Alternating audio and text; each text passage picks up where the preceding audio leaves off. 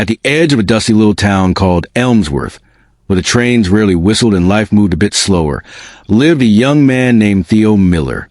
Theo was 23, worked in his uncle's hardware store, and spent his evenings sketching inventions that never made it past the paper stage.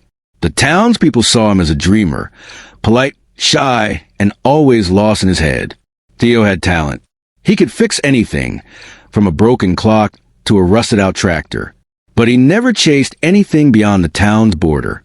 Why? Because Theo always thought he'd have more time. More time to try, to plan, to act.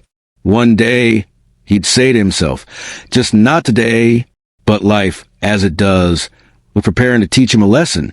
Every month, the old silver train would pass through Elmsworth. It never stopped, just slowed enough for mail drops and rare pickups. To Theo, the train represented everything outside his quiet, repetitive world. Cities, people, ideas, motion. One late afternoon in spring, while tinkering with busted radio, Theo overheard a program announcing a nationwide inventors competition hosted by a tech company in Chicago. The winner would get $50,000 and an internship with the company. Theo's fingers froze mid-screw. He had just finished designing a prototype of a portable energy generator that could charge devices from kinetic motion, like walking or cycling. It was rough, clunky, and held together with duct tape and hope. But it worked. This was the chance he never thought would come. The submission deadline was in 3 days. The only way to get there on time? The silver train that passed through Elmsworth tomorrow. His heart raced. But as the evening wore on, doubt crept in. It's not ready, he muttered, staring at the device. What if they laugh? What if I mess it up? By midnight, the idea of leaving everything, his job, his uncle, the town, felt too big. So, Theo decided not to go. Next year, he told himself. The next afternoon, the train whistled through Elmsworth. As it approached, Theo stood on the platform, hidden behind a stack of crates. He watched the train slow for its usual 30-second mail exchange.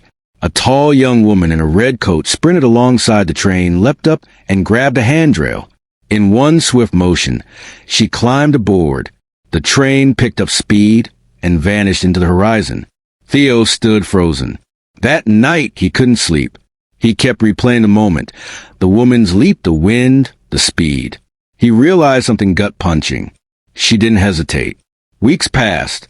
The radio buzzed with stories of the invention contest. The winner was announced. An 18-year-old who built a solar-powered water purifier. Theo felt proud of the young inventor, but also hollow. The silver train came and went month after month. Each time, Theo stood by, watching it slow and fade into the distance, always thinking next time, until the day the train didn't come. A notice went up at the post office. Elmsworth Station will be discontinued. Effective immediately, the train will bypass the town entirely due to low passenger activity. Theo stared at the notice for a long time. His hands trembled. It was gone. The one link between him and the world beyond Elmsworth had vanished, and he had never stepped on board. For the first time in his life, Theo felt the weight of something bigger than regret. It was grief for a future unlived. That night, he took out the old generator prototype.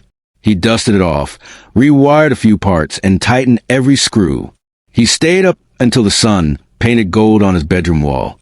The next morning, Theo walked into his uncle's store, handed over his apron, and said, "I need to go. I need to see what else there is."